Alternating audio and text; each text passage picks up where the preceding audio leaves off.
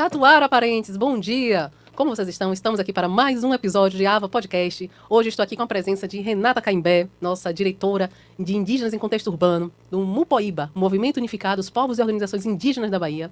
E para o episódio 2, no mês de maio, a gente não poderia deixar de falar sobre as mães, sobre o que é ser mãe, sobre o que é ser uma mãe indígena em contexto urbano. E aí a gente abre essa conversa com a força dos nossos ancestrais, com a nossa espiritualidade, que sempre está presente, nos ajudando a cada dia. Então, agora, Renata, gostaria que você se apresentasse melhor. Você que é uma mulher multifacetada, né? Consegue construir muitas coisas. E queria te agradecer pelo seu tempo e já dizer que é uma honra estar aqui com você. Por favor, se apresente para o nosso público. Eu que agradeço, minha irmã. Sou Renata Caimbé, sou indígena e hoje vivo em contexto urbano. Sou liderança do povo Caimbé, que estão fora dos seus territórios, no estado da Bahia. E também estou como diretora para indígena em contexto urbano do estado da Bahia, pelo Mupoíba. Sou mãe, né? Mulher, mãe, esposa. E realmente esse assunto acho que toca quase todas as mulheres. Mas desde já, minha irmã, quero te agradecer o presente maravilhoso. Amei demais. Conheço também. A arte indígena, maravilhosa. Sim. Fico feliz com o seu retorno. Quero te parabenizar pela sua coragem. Né? Agradeço. Então, vai para frente, voa, alcança seus sonhos. E é uma honra estar aqui. Obrigada pelo convite. Eu que agradeço. Você chega assim com muita força e você, enquanto nossa diretora, né, tem sido uma mulher muito assim... com muita entrega, assim, com muita dedicação e principalmente, assim, eu fico pensando como tem sido para você, mãe de 3, como é que chega a maternidade para você, como foi a relação com sua mãe, com suas filhas, como é que eu me lembro de você falar, assim, uma das coisas que a gente estava lá no ATL, né, que é o acampamento Terra Livre, e você falando junto com suas irmãs, sabe? Então a força que vem materna e a força feminina que eu gostaria de te ouvir melhor um pouquinho sobre isso, como é que isso chegou para sua família, né? Ai, que lindo a gente abrir, né, falando dos nossos antepassados. A minha mãe, hoje ela tem 80 anos. Ela é mãe de 8 filhos, sendo 7 mulheres, né? Um desafio enorme. E eu sou muito feliz pelo lar que eu nasci. Sim. Eu nasci em contexto urbano, né? Sabendo que eu era indígena. Né? Minha mãe saiu muito cedo do seu território para trabalhar. Eu costumo trazer que, hoje entendo, né, que era um trabalho escravo, porque só recebia o alimento. Sim. E aí conheceu meu pai na cidade de Salvador e construiu a sua família com muita dignidade, com muito trabalho, com muitos desafios, né? Talvez eu nem saiba o quanto, mas conseguiu criar os seus filhos mesmo em uma cidade como Salvador. E minhas irmãs hoje estão ao meu lado, né, nesse movimento, então cada dia eu tenho mais motivos para essa felicidade. Como você trouxe, o meu desafio foi me ver, me reconhecer indígena, porque como eu nasci em contexto urbano, né, com a pele mais clara, e nosso desafio, até então, como um pobre, morando em áreas de periferias, em Salvador, não era uma prioridade a questão de ser ou não indígena, mas sim de sobreviver. Sim. E por um tempo eu questionei o local que eu nasci, questionei a pele que eu carrego, mas hoje eu honro, porque faz parte da minha história, na verdade faz parte da história do Brasil. E também me ajudou a sobreviver em um lugar como esse. Então eu só tenho a agradecer. Mas tive contato com o meu território muito cedo, desde 5 anos de idade, eu tive essa oportunidade. Mas até então eu não conseguia falar que eu era indígena, e é isso que o apagamento faz. Eu só falava, minha mãe é indígena. E aí a gente finalizava o assunto, e muitas vezes eu sentia até vontade de falar, mas daqui que surgisse toda essa explicação, eu já tinha desistido. Então hoje eu me ver, ser o que eu nasci para ser quem eu sou, é libertador, e tem me trazido muita alegria, muita firmeza. Eu costumo dizer, toda árvore tem raiz. Sim. E o caminho de retorno é ancestral, é para as raízes, para a origem. Então, muito feliz com isso. E é muito interessante quando você fala essa relação, né, a família vem, né, tá aqui na cidade, porque precisa trabalhar, porque precisa estudar, porque precisa fazer algo nesse sentido.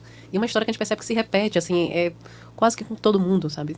Precisou sair, nossos mais velhos, né, nossa mãe, nossos avós, alguns bisavós, precisaram sair de seus territórios para procurar trabalho, para procurar estudo, para procurar sair de um contexto de uma violência, né, de ter sido expulso também dos seus territórios. E é interessante, eu queria saber de você, né, enquanto diretora também do Mupoíba, né, indígena no contexto urbano, como é que você percebe que essa história chega para a sociedade? Porque você está lá mais na frente, você protagoniza mais esse espaço, mas como é que você percebe que as pessoas entendem nosso processo de reconhecimento da nossa própria identidade, do que nós somos, né? Como você falou, que eu nasci para ser, muito forte isso. Contexto urbano, os indígenas hoje que vivem em contexto urbano, há vários contextos, né? Dentro do contexto urbano. A falta de políticas públicas, na verdade, ainda vem fazendo isso, né? Tirando os jovens de dentro dos seus territórios, trazendo os mais velhos para tratamento de saúde. Então, isso é algo que ainda vem se repetindo. Quando a política pública não chega no território, é isso que acontece. Né? A minha mãe vem em busca de sobreviver. E eu lembro que ela dizia que ela não comia pão quando era criança, que só tinha direito a comer pão, a irmã mais nova.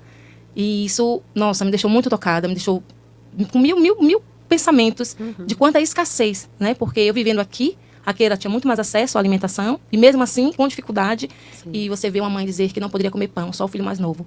E isso vem acontecendo, infelizmente, quando a política pública não chega ao território, é isso que acontece.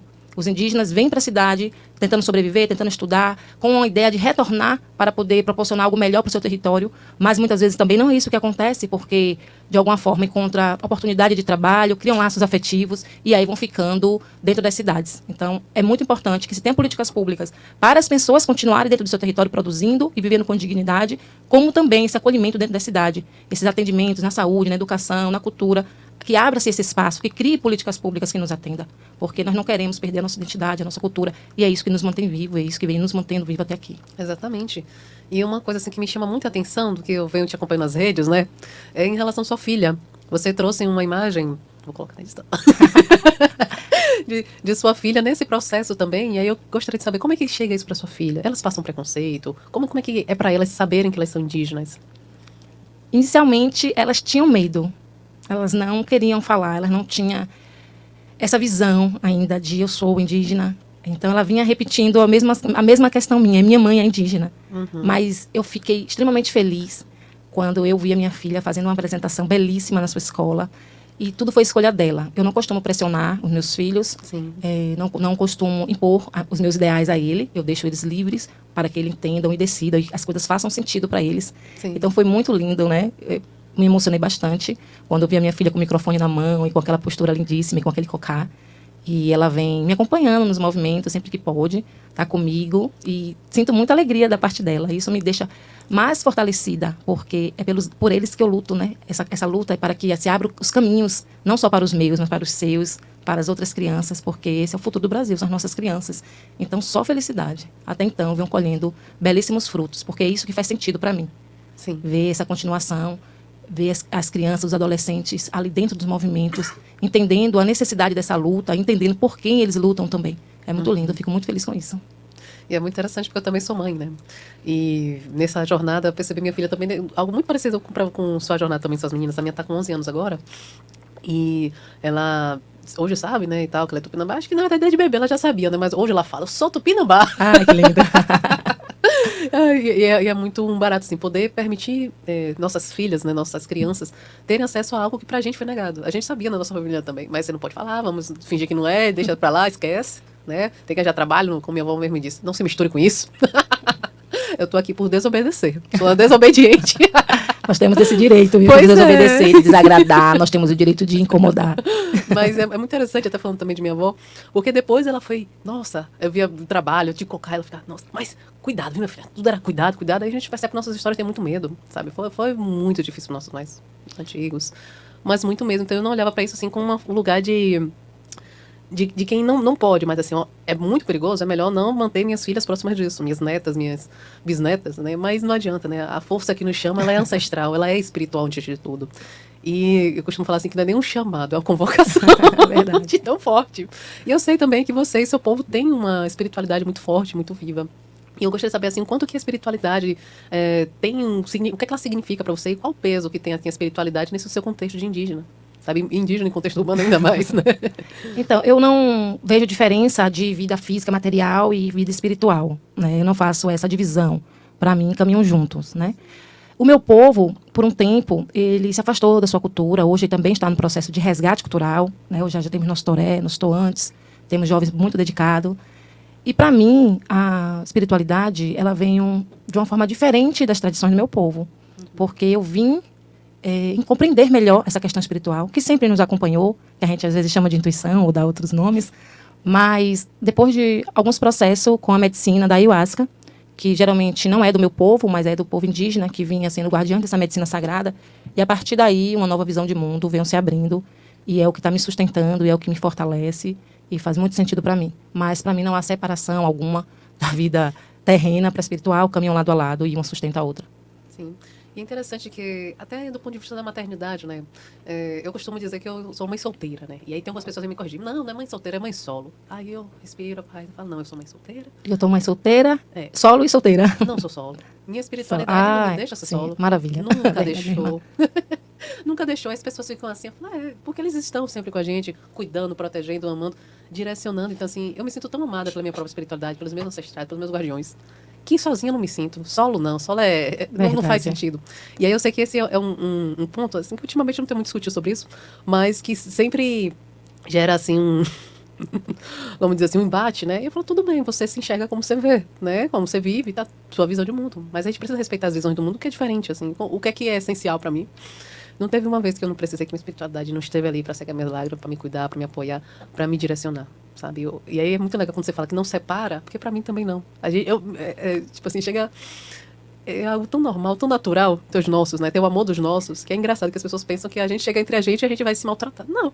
É onde a gente se ama, a gente se cuida, se protege, se fortalece. Então, assim, é muito legal porque, enquanto mulher indígena, sabe, que são questões que, enquanto sociedade, pensa que parece que a gente é tudo igual. Mas não, nós temos aí mais de 300 línguas, mais de 300 povos, né? Então, e aí até trago também, pergunto para você, né, que aí, por termos de povos diferentes, né, se na sua cultura, assim, para o seu povo, você percebe que a espiritualidade é presente não só assim para sua vida enquanto Renata pessoa, ou se é uma coisa realmente cultural do seu povo assim mesmo? Como é que você enxerga isso? Eu enxergo a espiritualidade como cultural, né? Em Massacará, né, que é o território que está a nossa aldeia Massacará, do povo Caimbé, muitas pessoas são cristãs, né? Frequentam a igreja católica, inclusive tem uma igreja católica. Sim. Mas não acredito que separe das práticas que a gente vem mantendo, entendendo que a espiritualidade não é religiosidade, que tem diferença espiritualidade e religiosidade. Mas eles sempre praticam, né? Tem alguma prática espiritual que eles vêm mantendo, sim. E é importante esse respeito, esse entendimento que cada um vive o que está pronto para viver. E a espiritualidade não é só ir numa igreja, em um terreiro, ter alguma prática, né, religiosa, às vezes. A espiritualidade é no dia a dia. Né? É você controlando seus pensamentos, suas ações, é você tentando se melhorar, se enxergar onde estão as falhas, enxergar onde estão os excessos. Sim. E a espiritualidade, na prática, é isso. Nós vamos, sim, fazer algum rito ali, mas para que nos fortaleça para o dia a dia, para viver com presença, para amar, para respeitar, para trabalhar os preconceitos. Então, é isso que ela faz. A espiritualidade, na prática, ela nos torna uma pessoa melhor. E como uma pessoa melhor, automaticamente, eu vou me tornar uma esposa melhor, uma filha melhor, uma nora e uma mãe melhor. Não é? Não perfeita. Sim. Longe disso, nunca foi o que eu idealizei. Ser uma mãe perfeita, ser uma mãe boa. Eu sou uma mãe, que às vezes é alegre, elas me acham alegre, divertida, mas na maioria das vezes elas me acham chata mesmo. Como todas as mães, como todos os filhos acham. E é isso. Isso é a vida acontecendo, né? Uhum. Agora, o que a minha espiritualidade me ajuda a trabalhar é a presença. Sim. Porque se você não vive com presença, você se perde. Uhum. E hoje, nesse mundo, assim, com tanta ansiedade, com tantas multitarefas, as mulheres tendo mesmo que sair de suas casas, trabalhar, interagir, ter amizade, ter seus momentos espirituais e ser mãe. Só o fato de ser mãe. Um dia eu estava dando entrevista e uma pessoa falou assim, antigamente as mulheres só eram mães. Ficava na casa, eu disse, só? Como é isso, esse só? Né? Porque ser mãe, você tem vários cursos, né? Tem curso de enfermagem, cabeleireiro, maquiador, cozinheiro. Então, já muitas atividades, sim, o fato de ser mãe. E a espiritualidade fortalece tudo isso, para que você desligue um fogo mesmo. Você não vai queimar comida, você vai desligar o fogo, vai baixar e vai falar com seu filho. Uhum. Você vai parar o que você está fazendo e vai dar atenção a ele. De repente, cortar uma conversa entre adultos para ouvir o que ele está falando. Sim. Isso é espiritual, isso é ser mãe, isso é presença. Uhum. Às vezes as pessoas acham que parar é perder tempo, né? Eu já achei isso, eu falo por experiência própria e ainda me trabalho nisso. Sim. Mas às vezes a gente deita com alguma coisa para fazer no celular e a gente não tira 20 minutos para ninar um filho, contar uma história, fazer ele dormir. Porque a gente acha que vai perder tempo. E aí deixa ele 2 horas a mais, passando por cima de você. E aí ele não descansa, tem privação de sono e você também não produz. Então, acho que o que está realmente pesando hoje para as mulheres, principalmente para as mães, tem sido um fardo enorme, é essa necessidade de ser uma boa mãe, uhum, e é essa falta de viver com presença nesses momentos que estão com seus filhos. Você destacou aqui algo muito interessante, assim, que... como é que eu posso dizer assim? A gente vive numa lógica, numa sociedade que, quando a mãe, né, sai desse contexto de dona de casa, né, vem ser trabalhadora e ainda tem que estudar, ainda cuidar dos filhos, cuidar da casa, cuidar de si, quando que sobra esse tempo, né? E como você falou, né, é muito pesado, sabe, essa expectativa dessa mãe perfeita. eu também, como mãe, não sou uma mãe perfeita, né? Eu tento. Tento Eu não melhorar. tento. Eu não tento mais. Eu tento dar o meu melhor. Dar o melhor, Mas que é muito longe de ser perfeito, Sim. sabe? E é muito legal que... E, aí, quando E você talvez fala, isso seja o perfeito, né? Sim. Dar o seu melhor é perfeito. Sim. Como não? E aí é muito legal quando você destaca essa questão da espiritualidade, que eu também tinha muito essa autocobrança minha, né? Ainda mais agora que eu fui muito viajando e tal. Então, assim, você tem aquela coisa, ai meu Deus, não tô ali, não tô ali. Não, mas ela tá bem, tá comigo, tá se alimentando, tá tomando banho, tá com pessoas que amam, que cuidam, que protegem. Então, assim, entender também que a gente tá fazendo outras conexões, né? Outros caminhos, eu não tenho a mesma vida que minha mãe tem. Tinha. Eu não tenho a mesma vida, não é a mesma maternidade que minha avó tinha, que minha bisavó. Então, assim, as coisas, na medida que vão mudando, também a gente consegue, né, ter esse olhar e, inclusive, cuidar, né? Minha avó, ela trouxe muito essa questão da espiritualidade pro cuidado da gente, né? E aí, quando chega minha filha, também, quando chega essa minha compreensão, de falar assim, não dá mais dizer pra gente que a gente não é indígena, né, meu avô? Ela, porque quando ela fala, não, deixa que tá. Mas, que eu descobri, né, quando eu já tava grávida com barrigão, que tinha um ritual que era feito com minha família, de geração, geração, geração, geração, geração, geração. E aí, quando eu tô grávida, minha avó me conta que era pra fazer. Aí eu fiquei assim, não era pra... Esconder.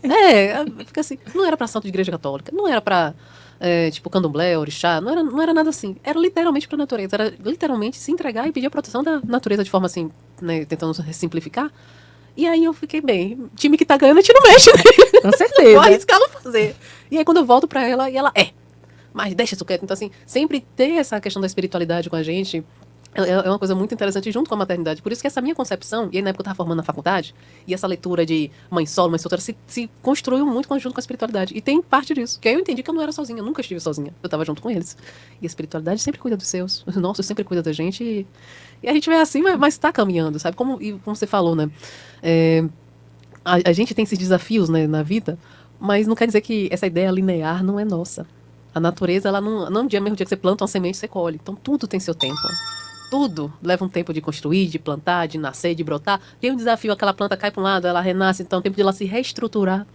E aí, quando você me traz isso, me remete muito assim, que para mim também eu tenho que fazer esse exercício de paciência. Esse exercício de falar, não, respira, estamos caminhando, a gente está seguindo, vamos lá, foi um desvio. E é muito legal que a natureza ensina, mas que a gente precisa também ficar assim, né, se trabalhando internamente, como você falou, se tornar uma pessoa melhor cada dia. Justamente para a gente ter essas percepções. Mas aproveitando aqui, se deixar eu converso muito. Mas assim, aproveitando aqui também, eu gostaria de saber como foi essa chegada assim, de indígena em contexto urbano dentro do Mupoíba, assim, sabe? Se você puder falar um pouco sobre isso. Porque a gente traz essa dimensão até então de indígena geralmente está no território, indígena aldeia e tal. Então, assim, pelo menos de fora, né, eu vejo que é um grande passo, assim, quando o Mupoíba apresenta nossa diretora de indígena em contexto urbano. eu falei, não precisa mais a gente se esconder e fingir que a gente não tá aqui, sabe? Mas eu gostaria de saber de você como é que foi isso, essa trajetória, como é que isso chegou, assim, sabe? Então, não dá mais para esconder a nossa existência, né? Toda árvore, ela tem raiz e a nossa raiz permanece. Eu já estava como representante do movimento Caimbé, do meu povo, fora de sua aldeia, fora do seu território, escolhida por eles, né, para poder estar à frente. E daí conheci o Mupoíba, entendi um pouco, né, sobre sua estrutura, como funcionava. E senti excluso, sim, os indígenas em contexto urbano. Mas foi ali, com muito diálogo com o coordenador Agnaldo, a Patrícia. E eles também entenderam essa necessidade de dar essa atenção. Até porque os dados do IBGE, né, saíram com uma grande quantidade. Então não tem mais como continuar nos deixando invisível. Nós não somos invisíveis. E aí o Mupoíba abraça, me convida para estar à frente dessa diretoria com essa missão gigantesca, né, que é tentar mapear, acolher e buscar junto com o nosso povo políticas públicas que nos atendam. Nós não queremos, muitos, né, não têm pretensão de voltar para o território. A gente tem o direito de escolher onde estar. E ser indígena não é questão geográfica. Geografia, eu estou ali, eu sou indígena, eu estou aqui, não sou indígena. Não é assim que funciona. Nós somos um ponto de cultura vivo. Nós mantemos nossa cultura. Nós sabemos fazer cultura. Alguns tiveram mais oportunidades de ter acesso, de crescer, de entender, de conhecer. Outros não, mas surge um desejo. Quantos sonhos surgem e a gente acha que sonho é nosso? São sonhos silenciados dos nossos antepassados, dos nossos ancestrais. Sim. E nós somos o portal agora para alcançar. Eu acredito que a espiritualidade, os nossos antepassados, sentem-se muito felizes por ver nós nos acolhendo. Essa missão, ela é desafiadora. Ela é desafiadora. Às vezes, sim, vem o medo tentando ali, né, tomar conta, os desafios, às vezes desanima, mas a gente tem que lembrar pelo que a gente luta. E quem está à frente, de fato, vai receber alguns arranhões ali a mais, mas vai facilitar o caminho de quem está vindo. Como eu disse antes, os meus, seus, nossos. Né? Então, é isso que eles também fizeram até aqui, porque toda a política pública que hoje tem, que chega aos territórios, foi com muita luta, foi com muito sangue. Hoje a gente tem nossa arma, que é a nossa voz. Sim. E o Mupoíba vem abrindo esse espaço, né, com as secretarias, com os ministérios, com o governo, para que a gente também seja ouvido. Então, isso para mim, eu acho que para todos os indígenas no contexto urbano, é uma grande vitória. E também entendendo que há diversos contextos, né? Sim. Dentro do contexto urbano. Tem as pessoas que vêm estudar, que passam aqui 5, 6 anos, alguns retornam, outros não. Tem os nossos idosos, que precisam fazer um tratamento mais avançado, né, que precisam ficar aqui um longo tempo. Tem as pessoas que vêm buscando sobrevivência. Sim. Né? Tem as pessoas que migraram de outros estados. Tem as pessoas que têm contato com o seu território e outros não, mas que estão em busca. Então, tem vários contextos, eu acho que precisam todos ser analisados e não deixar ninguém para trás, eu acho muito importante. Então, foi me dar essa missão de acolher, de mapear, de abraçar, de ouvir, principalmente, e de construir juntos, porque eu acho isso muito importante, né? Ter essa escuta e entender cada um ali para poder a gente avançar juntos, porque não existe um indígena, nós somos um povo. E aí, quando o povo se une, sim, se fortalece e alcança os objetivos. E é muito forte a sua fala, né? Quando você diz que não é um indígena, somos povo, né? Somos nações, somos muitos, né?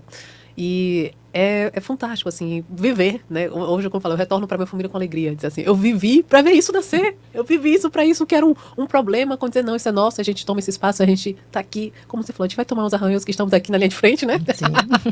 Mas o que nos faz levantar todos os dias, e aí eu vou não só a nós, né? Mas eu queria te perguntar, né? O que é que te faz mesmo, de fato, onde você reconhece, fala assim, que imagino também que não seja fácil, né? Não é uma trajetória fácil. Mas, assim, o que é que te faz se levantar todos os dias e ainda, assim, insistir nessa luta e aí se dedicar, assim, não só, assim, de uma forma, né? Que eu vou aqui destacar os elogios a ela, né? Que ela tem uma atuação muito presente com a gente. Ela é uma mulher admirável. Ela tem uma atuação, assim, enquanto a gente indígena em contexto urbano, assim, muito forte.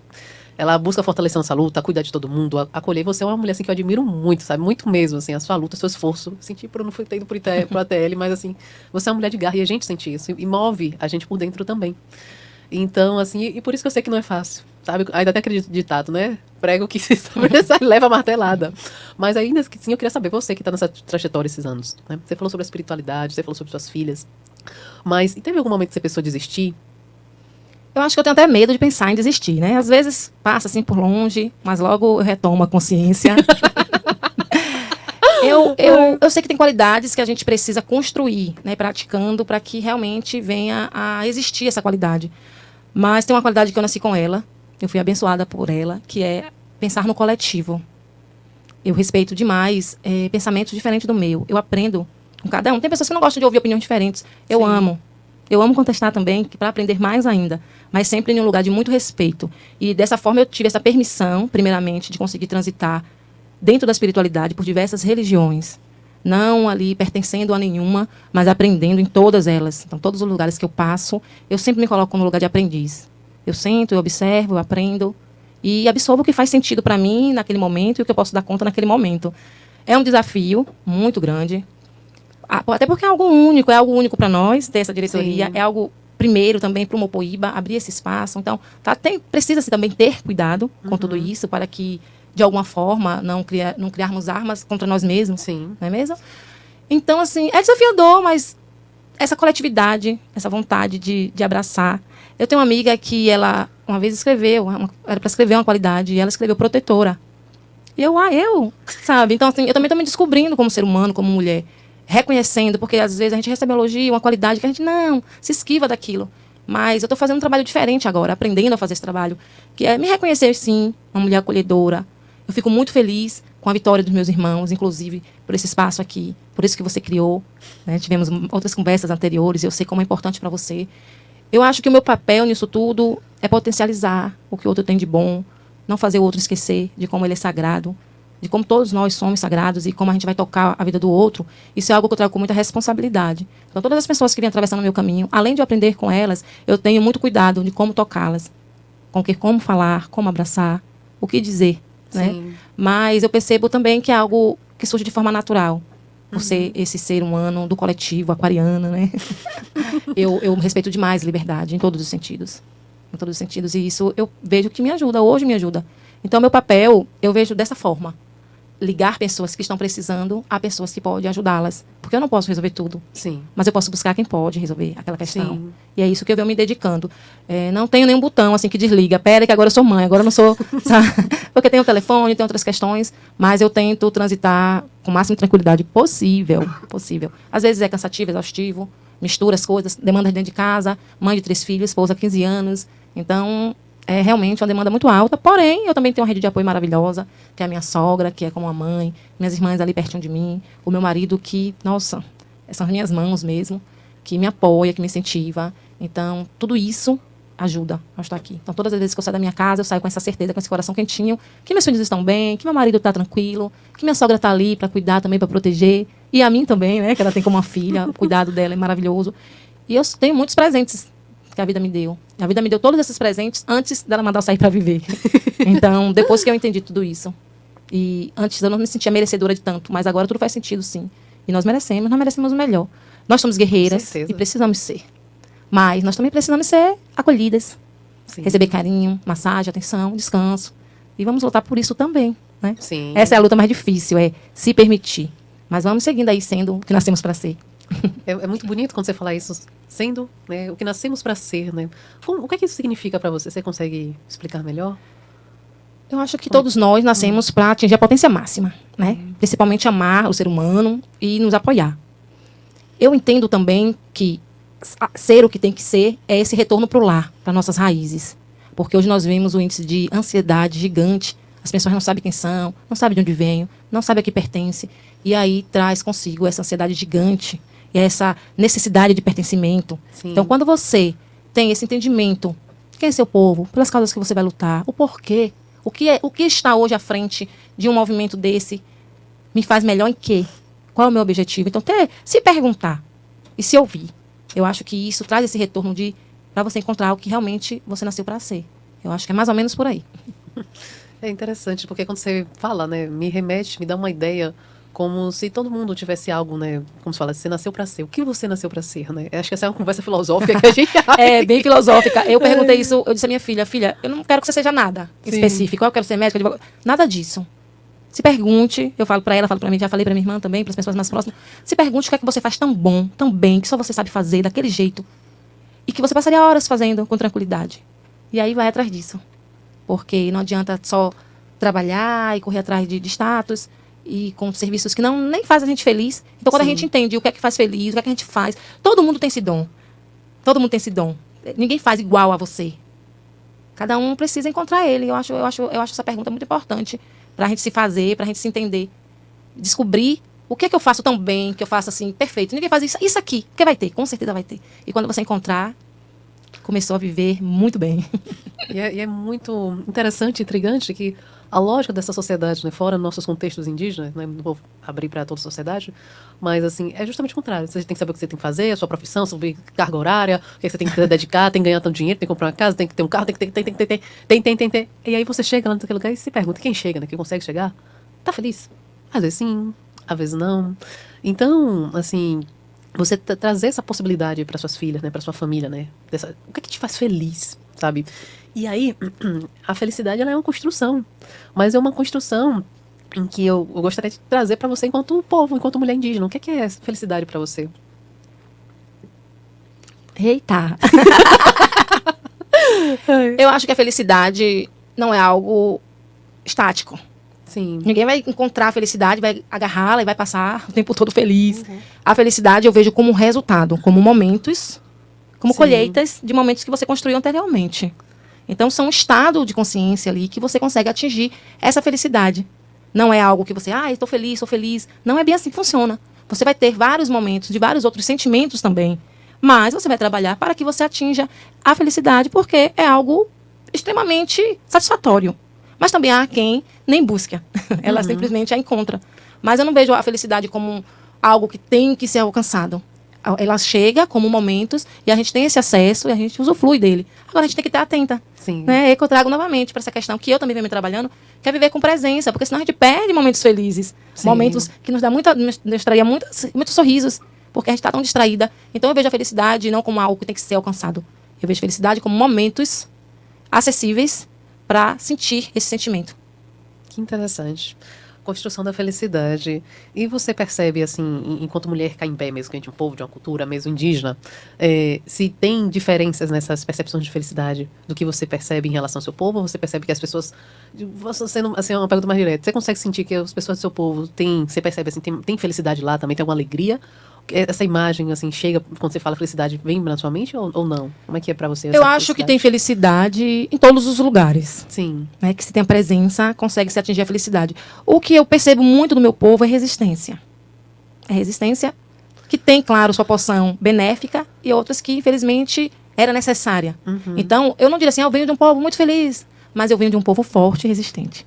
Então, eu sempre tinha percebido essa resistência em mim, mas não tinha feito essa associação agora que você me trouxe. Mas essa resistência que eu tenho, que as mulheres da minha família têm, que a minha mãe tem, eu acredito que ela é herdada do povo caimbé. E aí eu vou falar um pouquinho por que eu estou te perguntando isso, né? Como você sabe, eu sou psicanalista clínica. E meu processo de estudar na universidade, sou sanitarista, formação e tal, e quando eu começo a enxergar meu povo, né? E conviver com os meus, e olhar, colocar, tipo assim, uma lente de valores, princípios, forma de viver Tupinambá, eu consigo perceber que tem padrões. E isso é tipo um fruto de começa numa pesquisa que eu quero estruturar, e eu não te pergunto isso à toa, justamente por causa disso. Quando você me traz a força das mulheres, a gente vai olhar na subjetividade do que seria uma mulher caimbé, uma mulher forte, uma mulher resistente, e justamente por resistir e ser forte, ela avança, ela conquista, ela vence com coletividade, ela vence, perdão, ela vence com outras mulheres, e isso é uma construção de uma tecnologia ancestral. Como é que a gente vai vencer? Que é muito interessante que as pessoas têm a perspectiva, não, os povos indígenas não deixou nada escrito, não tem nada, se perdeu. E se não tiver perdido? Tá aqui entre a gente. Sim. E é muito interessante que cada povo, cada raiz, sabe, ela traz que se a gente para olhar academicamente, a gente começa a perceber que tem muita ciência ali. Por exemplo, fala ciências indígenas, tecnologias indígenas. Sim, isso é tecnologia social. Certeza. É uma tecnologia ancestral. E reconhecer isso nos dá mais força. Os nossos não podem não ter deixado escrito, mas nos deixa o caminho, honestidade, verdade, trabalha, se dedica, não vai dar certo, tenta de novo, se agrupa. Então, assim, como a gente traz isso pro ponto da natureza também, assim, a gente vai vivendo em bando. Em bando a gente se fortalece. Então, assim, nossa ciência, e eu falo que o seu povo também é um povo de muita ciência, não um povo milenar, né? Eu fui lá e eu aprendi isso. Sim. Não é à toa. Então, e assim, até trazendo assim pra você, como é que eu não sei se, como você diz, né, você nasceu na cidade, mas desde quando você estava no território, você, né, se via como indígena, sua mãe, então você passou também essa trajetória que muitos indígenas no contexto urbano são atravessados por essas questões, porque a sociedade sempre está aqui para nos lembrar que não, você não é indígena, que não, acabou, que não. E aí eu vou perguntar para a Câmara, a quem é conveniente que nós não existamos? A quem? Já parou para pensar? A quem é conveniente que as pessoas indígenas, que os povos indígenas deixassem de existir? Pense aí. Mas voltando aqui, Renata, para você, como é que para o seu povo essa força mesmo, assim, ancestral e espiritual, assim, tá presente no processo da resistência, né? Vocês vêm também de um povo que, como você falou, tá esqueci o termo, mas pode falar? Então, nosso território, ele existe desde 1639. Né? A cidade de Euclides da Cunha vem uma partir desse território. É um povo, como eu disse antes, muito resistente. Inclusive, hoje, na diretoria de mulheres, né, do Mupoíba, é uma caimbé, Magna Caimbé. Sim. Quando eu falo de resistência, eu fiz essa ligação de resistência ao povo caimbé, me lembrei dela, né? Que também está à frente de uma pasta assim, importantíssima, né? Que é a mulher com tudo que engloba ser mulher. Então, assim, é isso. Resistência, é força. O meu povo, ele existe há muito tempo e não é fácil, porque é um lugar seco, que se chover, não come, né? Enfrentando fome, enfrentando muitas questões, né? Até quando precisou tirar os não indígenas do território, né? Teve muita violência. Então, é um povo que sobrevive, que resiste. E isso me deixa muito feliz fazer parte disso tudo. Esqueci a pergunta.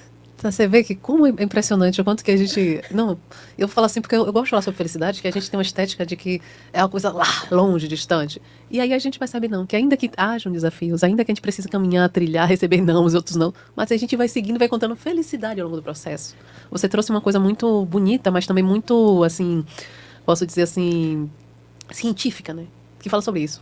O que você trouxe basicamente é um conceito, assim, acadêmico. A felicidade não está ali pronta, parada, tá, onde você chega. É você encontrar coisas que vão fazendo sentido ao longo do processo. Que vai fazendo você atravessar aquilo e encontrar o que faz sentido para você. Sentido de alegria, de felicidade. Você estava trazendo antes a questão do coletivo, né? Sim. Dessa força coletiva. Hoje também eu faço parte, né, das Defensoras Populares da Bahia, né, que é uma formação em direitos humanos. E aí eu tenho uma fala que eu gosto muito, que eu falo assim, quando uma mulher vence, todas avançam. Sim. E é real. Quando uma mulher chega a um determinado lugar, principalmente lugar de poder, lugar público, todas as outras se fortalecem, porque sabe que existia um caminho. Quando a gente vê uma mulher bem estruturada, a gente sabe, poxa, eu estou aqui, mas se ela chegou, existe um caminho. E esse caminho está aberto. Sim. Né? Vamos avançar junto. Algo que todos os povos indígenas nos deixa como herança é essa forma de lutar coletivo. Nós temos nossas diferenças, sim. Não existia indígena, existiam povos, tinha Tupinambá, Pataxó, Caimbé. Tínhamos também nossas diferenças, com certeza. Sim. Mas hoje o que eu vejo é essa união na hora da luta, na hora do coletivo. E é isso que nos fortalece como seres humanos, como indígenas, como mulheres. É importante que a gente esteja dado as mãos. É importante que a gente queira que a outra mulher esteja bem. E não importa se é um bem, menos bem que eu, ou melhor que eu. Mas que ela esteja bem. Porque eu acredito que esse é o caminho mesmo. E uma coisa assim que você destaca é esse lugar da coletividade. Eu falo também como mulher indígena, né? Se eu pudesse, né, que as pessoas pudessem experienciar isso, é exatamente o que você falou. Quando eu, enquanto mulher indígena, vejo uma outra mulher lutando, nossa, eu fico alegre, vibrando também, porque é uma das nossas que está indo. Entende? Então, se uma cai e a gente pode ajudar a levantar, a gente ajuda também. Como a gente precisa estar de pé para ajudar a outra a levantar. E a gente precisa de alguém de pé para nos ajudar também nesses momentos. E aí, eu queria até compartilhar, né? Porque teve um momento também que para mim estava muito difícil. E você foi uma das mulheres que me ajudou a me levantar também, né? Então, não é à toa que a gente vai construindo isso aqui, a gente vai encontrando os caminhos juntas, sabe? E a coletividade, eu acho que é a chave, sabe? A gente ainda, como você falou, ainda apesar que nós vamos ter nossas diferenças, vamos pensar diferentes, tá tudo bem. São mundos diferentes, pensamento diferente, criação dentro da família mesmo diferente. Sim. Mas o essencial, eu acho que aí é um ponto-chave também, para que a coletividade avance, é o respeito. Sim, com certeza. Se existe um respeito por quem você é, pelo seu mundo, pela sua religião, por você como pessoa, tudo avança. Isso não é só em relação a movimentos, não. Isso é em relação a filhos, a marido, a família, a tudo. Pode não ter amor muitas vezes, mas se tem um respeito, você vive ali muitos anos. Mas sem respeito, é impossível. Bora lá. Renata, uma coisa muito interessante, assim, que você, enquanto diretora, né, do Mupoíba, a gente consegue desenvolver, né, avançar muito, enquanto aqui os povos indígenas da Bahia, a gente tem o nosso encontro, né, que eu não sei, as pessoas não sabem, a gente tem o encontro dos povos indígenas da Bahia, que é o ATL. Você pode falar um pouquinho melhor sobre ele? Sim, o ATL está pertinho, acontece agora de 8 a 12 de junho, né, no CAB. É um encontro de todos os povos da Bahia, mas também vêm povos de outros estados, né, nos prestigiar. É um momento que temos nosso ato público, podemos levar nossas demandas políticas para as pessoas que podem, de fato, resolver, além da nossa cultura, que é exposta lá todos esses dias. Então, assim, é um momento de luta, de resistência, mas também de encontro. Então, aproveitam, minha irmã, esse espaço, né, para poder fazer esse chamado, né, convidar todos os indígenas em contexto urbano, dizer que vocês não estão mais sozinhos, que o Mupoíba está aqui para abraçar, para acolher, para ouvir, e através dessa diretoria, que é a prova disso, estarei lá aguardando todos vocês. Então, podem chegar, podem ficar acampados. Como é cidade, né, dentro de Salvador, alguns também podem preferir estar em casa, mas não deixe de comparecer, não deixe de fazer parte. Nós esperamos vocês. E uma coisa, está falando sobre o ATL, né, que é o acampamento Terra Livre, né, de Salvador, da Bahia, né, que traz todos os povos, todos não, mas uma grande maioria dos povos indígenas da Bahia, como você falou, né, outros, mas que é justamente esse ponto com debates, com apresentação cultural, que Exatamente. Tem também... Temos o júri ancestral, os desfiles, onde ali as pessoas têm a oportunidade, né, de expor as suas artes. É muito lindo. É muito bom. E outra questão também, que a Bahia, fora o ATL nacional, que é em Brasília, a Bahia é o único estado que mantém essa força aí do ATL. Que legal. A gente teve em abril o ATL nacional, precisou ser antecipado em conta do ano eleitoral, né? Mas a gente aqui na Bahia também nós temos, e junta muita força que as pessoas não imaginam. Mas a Bahia é um estado com uma presença muito grande de povos indígenas. Geralmente o ATL Bahia ele acontece no mês de novembro, mas pela questão que você já trouxe, que é um ano eleitoral, ele foi antecipado para junho. E aproveitando também a oportunidade, lembrando que é um ano eleitoral, a gente precisa lembrar os parentes para que se atentem, para que façam boas escolhas. Eu não vou dizer vote em A, vote em B, mas vote com consciência. Não vote nas pessoas que querem nos matar. Então, puxa o histórico, dá uma olhadinha antes, vê quem está a favor da nossa extinção. E não vamos colocar essas pessoas lá para nos governar, porque dessa forma nós não vamos conseguir avançar em políticas públicas. Não só para os indígenas, né? Para o povo pobre, para a população negra, para as mulheres. Então, vamos ter atenção, vamos pensar com carinho antes e pensar de uma forma coletiva. Até entendo que tem algumas pessoas, né, que em alguns momentos tende a pensar no seu benefício próprio. Mas chega um momento que é hora de pensar no coletivo. É hora de pensar em quem está vindo. De estruturar esse mundo. O que é que a gente quer? Nada é perfeito. Mas a gente pode ir melhorando a cada dia. E colocando as pessoas que estejam dispostas a nos ajudar. A nos ver, a nos enxergar. Então é isso, aproveitar esse momento que, como ano eleitoral, também não pode passar despercebido. E interessante também falar sobre política, né, quando você faz uma política realmente partidária, porque, inclusive, nós estamos em contexto urbano, nesse processo de desgaste, por causa da política partidária também, tá? Nosso desafio, nossos mais velhos, porque não permitiam, né, acho que em outro momento a gente pode aprofundar mais sobre isso, não permitiam que eles fossem reconhecidos como indígenas, politicamente. Os povos indígenas só se tornaram as pessoas mesmo, como pessoas, na Constituição de 88. Até então, pelas políticas, nós éramos um povo tutelado pelo governo, como se fosse criança, tá? Então, isso que aparenta, a Renata Caimbé, ela traz isso é muito importante.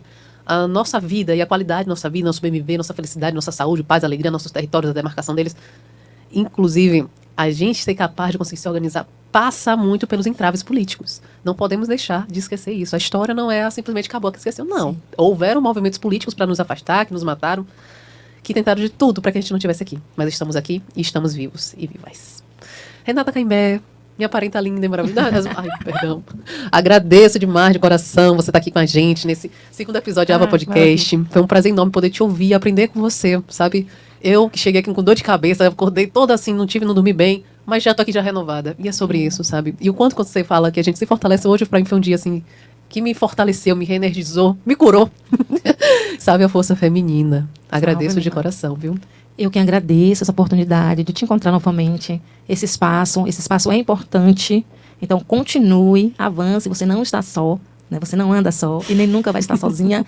E, para além, tem as suas irmãs aqui para te apoiar no que for preciso. Eu agradeço essa oportunidade, agradeço o carinho, a atenção, o presente. É isso, minha irmã.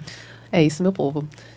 Então, gente, estamos aqui encerrando mais um episódio de Ava Podcast. Em breve estará no ar, né? Teremos alguns cortes também. Mas fica aí que mês que vem tem mais novidade por aí. Auere! Auere!